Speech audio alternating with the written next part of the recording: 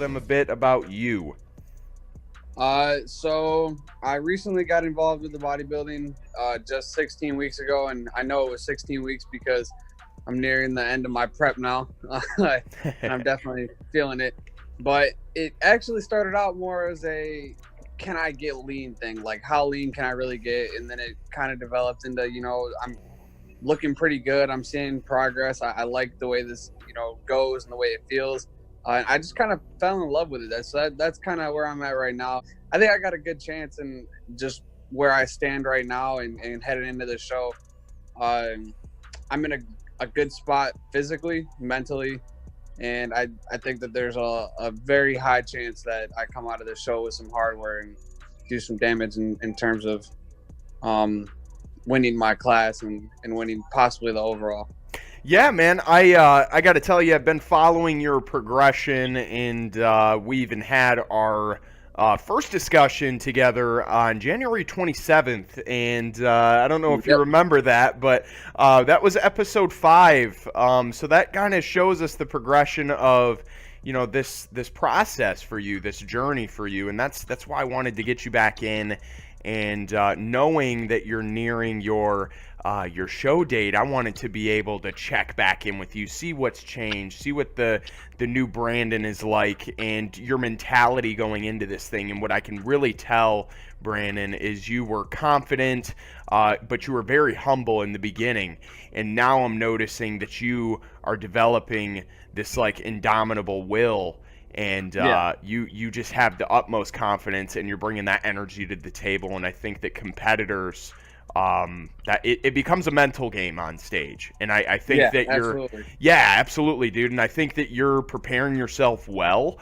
I think that you're going to ultimately get in the heads of a lot of competition just simply because you have that kind of spirit and confidence going in. And I'm not gonna lie, I'm gonna attribute a lot of that to recently. I started working. I didn't have a coach at all or anything for the first 14 weeks of my prep. But the last 2 weeks, I've actually been working with a friend of mine by the name of Cameron Cheek. I've tagged him on a couple of my recent stuff on my Instagram story. He helped a friend of mine out that did a show recently. He won, looked phenomenal. And I reached out to him just because I had a couple questions on, peak week and how peaking works and everything. And he just offered to, help me out and kind of take over some of my, I don't want to say, he took over a lot of my diet and it has definitely helped me out with my training. And since then, I mean, the 2 weeks that we've had together, the progress has been insane. A lot of the things that I was planning on doing are what we have done. But they're tweaked a little bit, and there's been some changes here and there that I didn't think about or consider. That having this coach with the experience in what actual peaking is has definitely helped me, and that's given me a lot of the confidence that I've been portraying. That's been a big factor in giving me that, and I'm gonna make sure that he listens to this. I just want to let him know that I appreciate the hell out of everything that he has done for me in these last 2 weeks. Yeah, so if you guys check my Instagram out, it's at brandon.m.wardlow.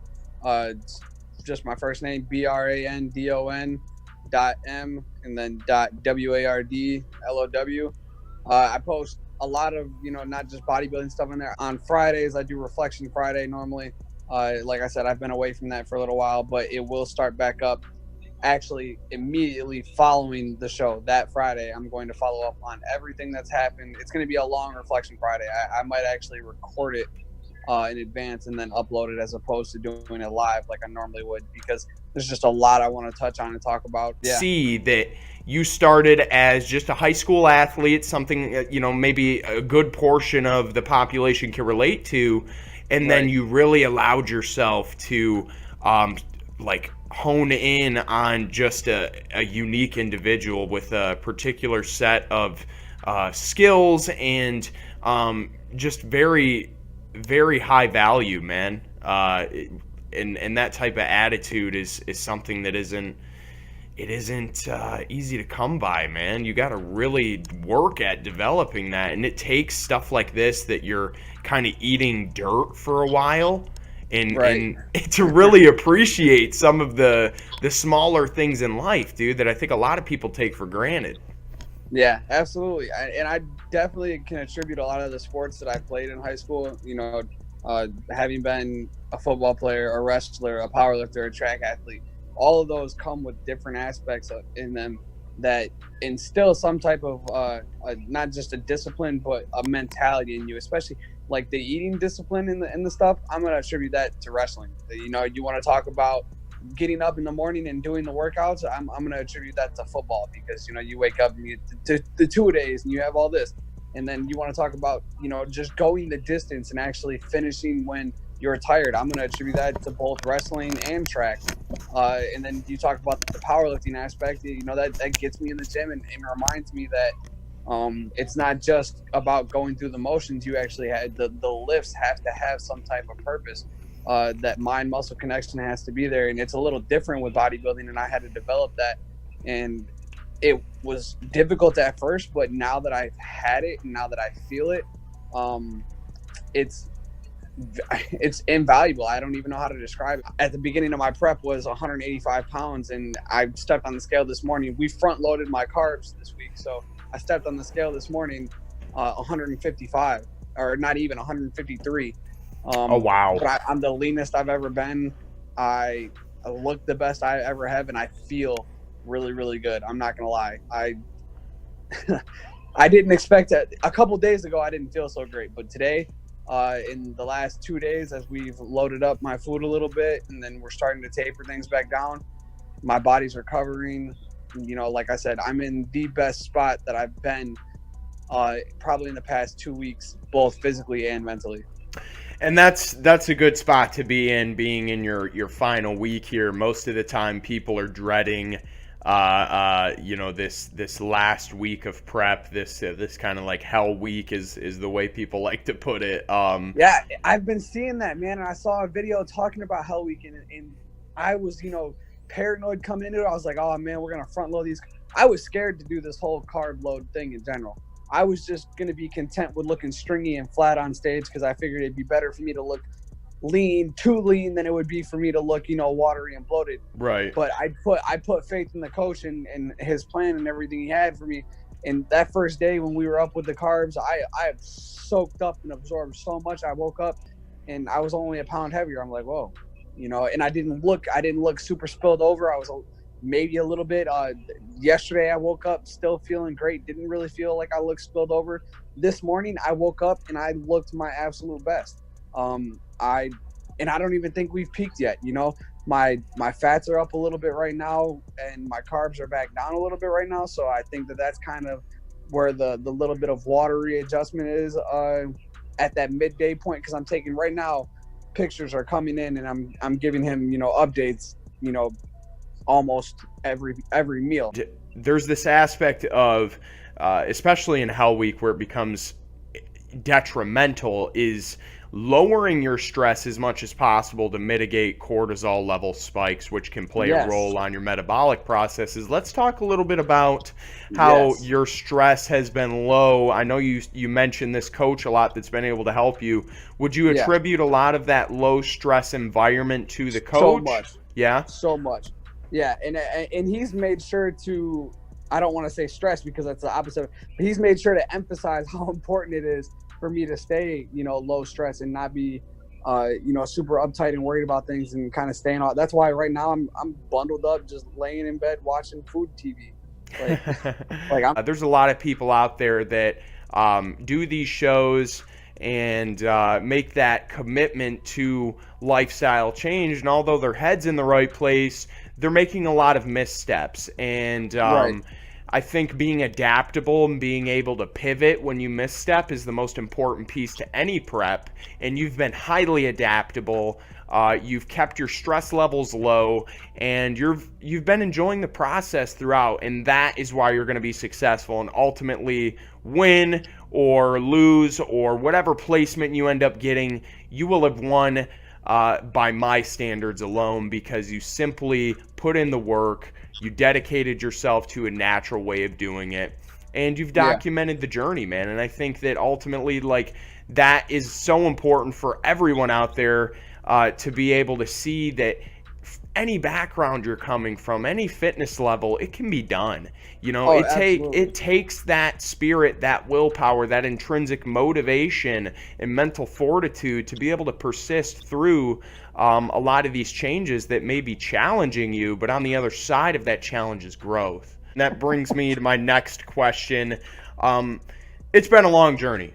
It's been Oh yeah. not just the 14 weeks in prep, but it's been a long journey in developing your individuality of, you know, what trainer you're going to become, what type of person you're going to become. So what is the biggest takeaway? I know we're not completely concluded yet, but what's the biggest takeaway throughout this bodybuilding prep? And then extending that even further, what's the biggest takeaway throughout trying different fitness modalities in general? I think that finding your niche is really, really important. And like I said, I've been on almost every end of the spectrum in terms of fitness that you can think of, from, you know, athlete to powerlifter to long distance runner to now bodybuilding, and, you know, just general health and fitness. And I think that what's really, really important in the way that you can find out where you fit best is what you end up feeling the most like attraction and gravitation towards. So yeah, I miss, you know, sports a lot. Does that mean that I make the best coach? Not necessarily. However, I feel like an extra gravitation towards this bodybuilding thing, and it could be temporary, it could be right now, and because, you know, that I'm in this, but I didn't feel that with powerlifting, and that kind of, you know, pushed me away from it for a little while. And I still every once in a while like to have fun, and, you know, I hit a heavy compound lift here and there, but it's not something that I want to do constantly or on a daily basis or help other people do. You know, that wasn't my niche, and I was able to find that out by applying it, by doing it.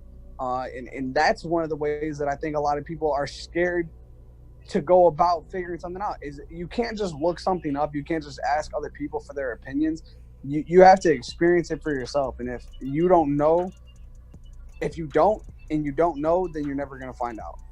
So I think the biggest takeaway that I've learned throughout this bodybuilding process is that there's more to your niche than just what you've done. You have to have some type of, like you said, adaptable ability, or like something in your head that allows you to be flexible in what you expect or the direction that you plan on going in. Because did I plan on being, you know, doing a bodybuilding show? No. Originally, this was not an intention. I never considered it. If you would have asked me 17 weeks ago, it wasn't even on my mind. I literally made the decision one day after watching a video and after watching, you know, a friend tell me he was getting ready for his contest prep. I was like, you know what, I want to try it just to see if I like it. And I did. And it was, like I said, I feel this gravitation towards it because I'm enjoying it so much. And this feels like something I could do day in and day out. On the Instagram, if you guys give me a follow, I always follow back. Shoot me a message.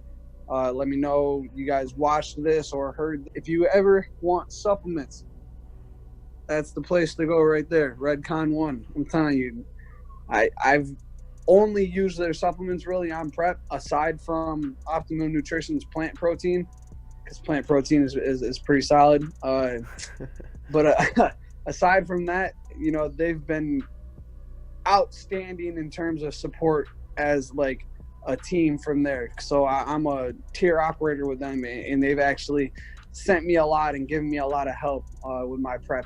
Excellent, Brandon. Thank you so much for taking the time out of your day to follow up with us. So that is it, folks. We are in the closing days of Brandon Wardlow's journey into his first bodybuilding. This is Classic Physique Competition. 3 days. So 3 days away. We're in peak week now.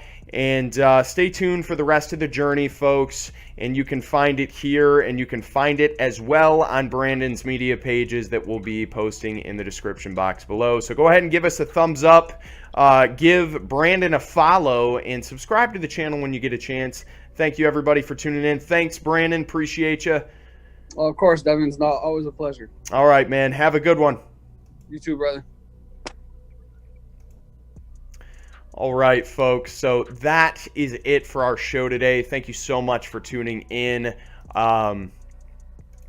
You know, we want to continue to bring special guests on, do special things, and highlight the success of these individuals who are doing some very amazing things.